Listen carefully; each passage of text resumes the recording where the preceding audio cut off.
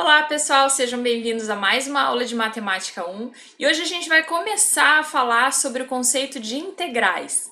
Mas antes de entrar na definição, a gente vai falar um pouquinho sobre o problema da área e da distância, que introduzem esse assunto.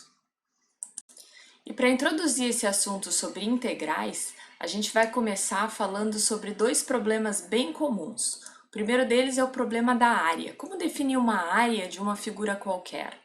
E o segundo, o problema da distância, como definir a distância entre dois pontos, considerando velocidades não constantes ao longo desse percurso. Então vamos começar analisando o problema da área. E vamos começar imaginando aquelas áreas mais comuns. Por exemplo, quando a gente tem um retângulo, a gente sabe como definir a área desse retângulo fazendo o cálculo da base vezes a altura. Se a gente tem um triângulo, também a gente sabe que a área desse triângulo é base vezes altura sobre 2. Se a gente tiver figuras ainda regulares de lados retos, a gente ainda consegue dividir essas figuras em triângulos menores e somar essas áreas. Mas como resolver o problema da área abaixo de uma curva, onde a gente não tem lados retos?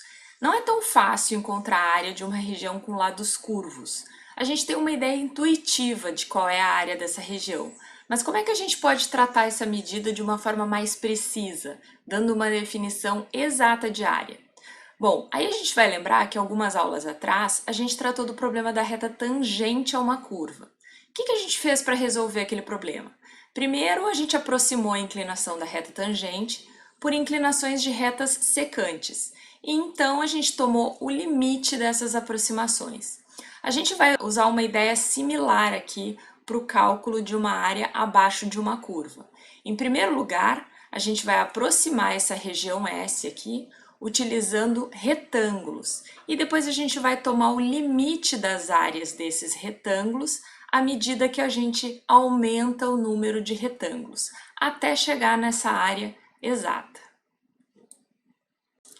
Então a gente começa aqui definindo a área abaixo dessa curva a partir dessas sub-regiões. Seria a soma dessas sub-regiões, onde cada sub-região a gente chamou de SI, a largura do intervalo que a gente está considerando aqui é de A até B, e, portanto, a largura de cada uma dessas N faixas a gente vai calcular fazendo B menos A dividido por N, que é o número de sub-regiões consideradas. E agora, a partir desses subintervalos, a gente pode criar retângulos que aproximam a área dessa curva.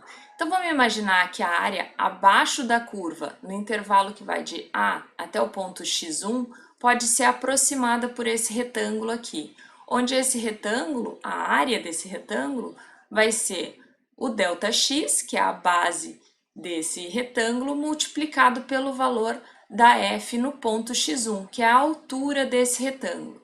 Então, essa primeira área aqui, esse primeiro pedacinho da minha área, eu posso aproximar por esse produto, f de x1 vezes ΔX.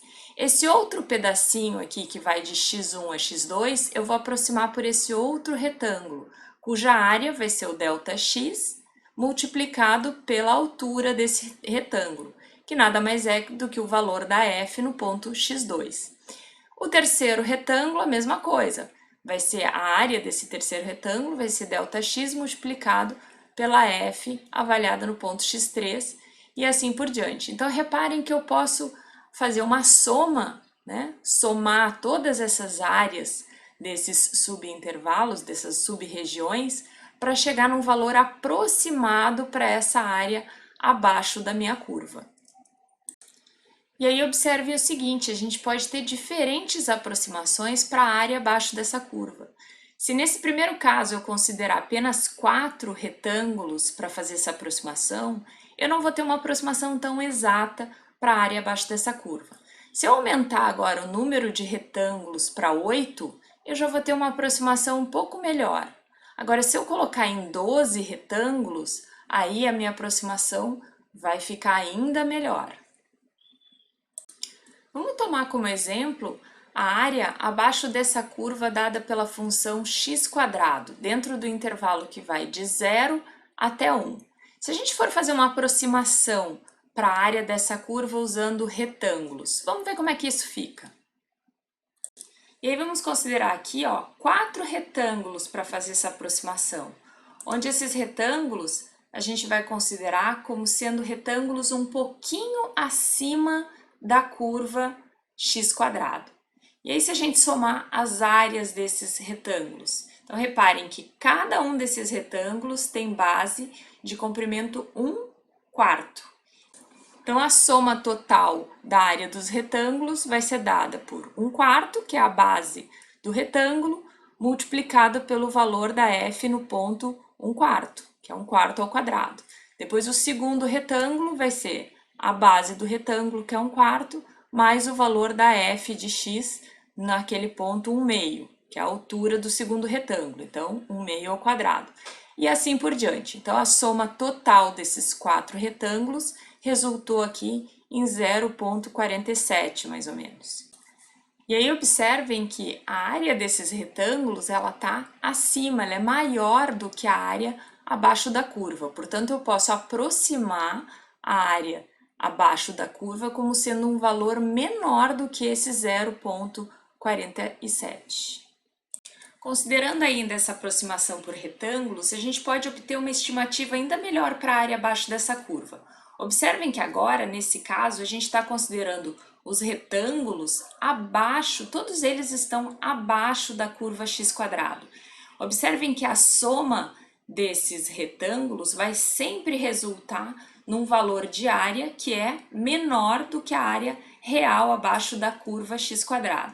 O que a gente vai obter para esse caso? A gente vai ter uma área de 0,21875, uma área aproximada aqui para a soma da área desses retângulos. No exemplo que a gente estava vendo, observem que a gente considerou os retângulos sempre acima da curva x². Portanto, eu tinha uma estimativa máxima para o valor da área real abaixo da curva x².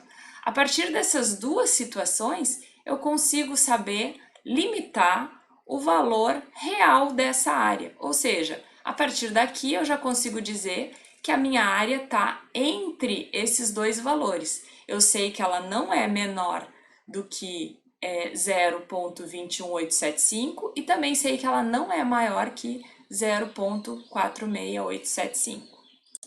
E melhorando ainda mais a nossa estimativa, a gente pode continuar aumentando o número de retângulos. Então, observem aqui, ó, esses dois primeiros gráficos da esquerda, a gente tem uma aproximação para 10 retângulos. Aqui a gente tem esse L10, seria a área, ou seja, a soma da área dos retângulos para essa situação. O R10 seria a soma da área desses retângulos para essa segunda situação, onde os retângulos estão acima da curva. E depois a gente tem as outras situações com 30 retângulos e com 50 retângulos. Observem que à medida que a gente aumenta o número de retângulos, a área dos retângulos que estão abaixo da curva e a área dos retângulos que estão acima da curva começam a se aproximar. Extrapolando isso, então, aumentando o número de retângulos, chegando aqui até 1000 retângulos, observem que nessa coluna do meio, a gente tem a soma das áreas dos retângulos que estão abaixo da curva. E nessa coluna da direita, a gente tem a soma das áreas dos retângulos que estão acima da curva.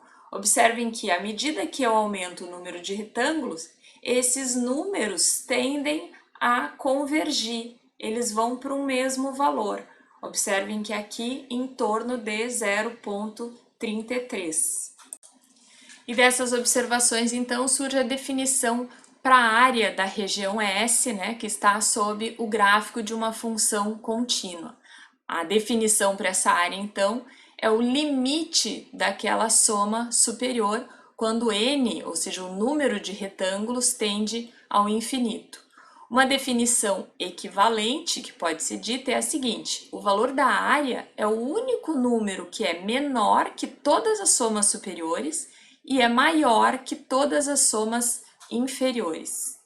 E a título de curiosidade, a gente costuma chamar essa soma aqui por esse termo Rn, esse R maiúsculo, em homenagem ao matemático que estudou essa soma. Portanto, essa soma é chamada soma de Riemann, em homenagem ao matemático Bernhard Riemann. E aí, frequentemente, a gente usa a notação de somatório para simplificar a soma de todos aqueles n termos. Então, ao invés da gente escrever f de x1 que multiplica ΔX mais f de x2 que multiplica ΔX e assim por diante, a gente vai substituir esses índices 1, 2 e assim por diante por um índice genérico i, onde a gente vai reescrever essa expressão como sendo um somatório, dado por esse símbolo aqui, de f de xi multiplicado por ΔX, onde esse índice i varia de 1 até n. E assim a expressão para a área pode ser reescrita a partir dessa notação de somatório, onde agora a área vai ser o limite, com n tendendo a infinito, do somatório de f de xi multiplicado por ΔX, quando i varia de 1 até n. E agora a gente vai ver o problema da distância. A gente sabe que para uma velocidade constante, a distância é dada pela velocidade multiplicada pelo tempo que a gente levou para percorrer um determinado caminho. Mas como fica o cálculo dessa distância quando a gente tem a velocidade variada ao longo do caminho? E aí imagine a seguinte situação. Eu quero calcular a distância que eu percorri de um ponto A até um outro ponto, sendo que essa minha trajetória eu percorri com uma velocidade não constante. Foi variada a velocidade ao longo dessa trajetória. Então essa situação está exemplificada aqui nesse gráfico, onde eu tenho aqui a medição, digamos, começou aqui no ponto A. E aí do ponto A até o ponto B, do ponto B até o ponto C, eu variei a velocidade. Então eu fui registrando ao longo desses pontos os tempos e as velocidades em que eu estava naquele momento. Então vamos considerar que a cada 5 segundos foi feita uma medição de velocidade. Então no ponto A, vamos considerar tempo zero, velocidade registrada de 7,5 metros por segundo. No ponto B, depois de 5 segundos, 9,4 metros por segundo. No ponto C, foram 10 segundos e velocidade 10,6 metros por segundo. E assim por diante. E uma forma da gente calcular aproximadamente a distância que a gente percorreu do ponto A até o ponto B seria usando o valor da velocidade aproximada. A gente sabe que ela variou ao longo dessa trajetória, mas a gente pode usar um valor aproximado, ou o valor que eu registrei no ponto A, ou o valor que eu registrei no ponto B e multiplicar pelo tempo dessa trajetória. Nesse caso, então, para a gente calcular uma distância aproximada percorrida do ponto A até o ponto B, usando a velocidade registrada no ponto A distância vai ser de 7,5 vezes 5, que dá mais ou menos 37,5 metros por segundo. A mesma coisa eu posso fazer para registrar essa distância percorrida do ponto B até o ponto C. Fazer o tempo, né, que são 5 segundos, multiplicado por essa velocidade que foi registrada no ponto B. E assim por diante. E aí, se a gente somar todas essas distâncias ao longo de todos esses pequenos trajetos, eu vou obter um valor aproximado de 342 metros.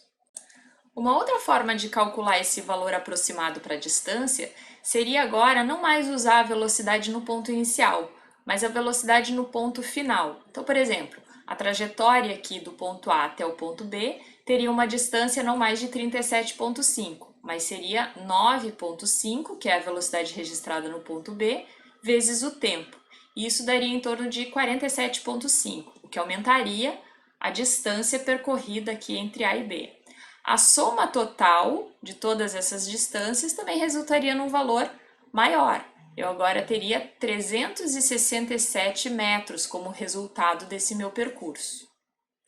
Dessa forma, uma boa estimativa para essa minha distância total percorrida seria um valor que está entre 342 metros e 367 metros.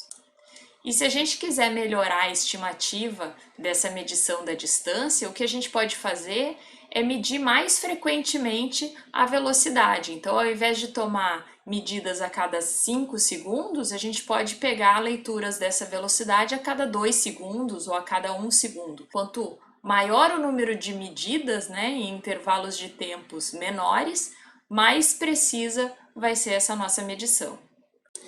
Então, de uma forma geral, se a gente puder imaginar uma situação onde a gente sempre tem velocidade no sentido positivo, a gente pode dizer que a distância total percorrida num intervalo de tempo de A até B pode ser expressa a partir desse somatório, onde de novo a gente vai usar aquela notação de somatório, onde F seria os valores das velocidades para os tempos T0, T1 e assim por diante, e ΔT aquele intervalo de tempo onde a gente registrou cada valor de velocidade.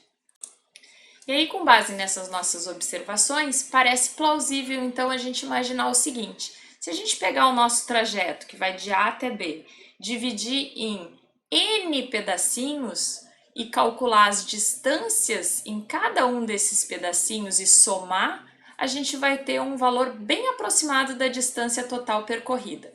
E é isso que a gente está fazendo aqui, ó, através desse somatório. A gente está dividindo o nosso trajeto em N trajetos menores, onde a distância está sendo calculada a partir da velocidade vezes o delta tempo em cada pedacinho. E quando a gente toma o limite desses N trajetos aqui tendendo a infinito, ou seja, se eu puder dividir essa minha trajetória em infinitos pedacinhos, eu vou ter o valor então da distância exata percorrida ao longo de toda a trajetória. E a diferença aqui entre esses dois limites é que nesse primeiro limite a gente está calculando as distâncias a partir da velocidade do ponto inicial de cada trajeto. E nesse segundo à direita a gente está calculando as distâncias a partir da velocidade do ponto final. Então, isso aqui, se a gente considerar esse n um número finito de intervalos, vai dar uma pequena diferença. Mas se a gente considerar que esses intervalos são infinitos, né, quando n tende a infinito, esses dois valores aqui vão convergir para o mesmo valor de distância. E aqui, pessoal, a gente percebe que, assim como lá no problema da área que a gente viu anteriormente, a distância exata percorrida dentro de uma trajetória, ela é dada pelo limite de uma soma, a soma de infinitos termos. E isso parece ser um problema bem mais comum do que a gente imagina. Ele é um problema bem recorrente e por isso ele recebe nome e notação especial, que são as integrais. E esse assunto, então, vai ser o assunto da nossa próxima aula. E era isso, pessoal. Por hoje é só, mas a gente se vê na próxima aula, onde a gente vai falar sobre integrais.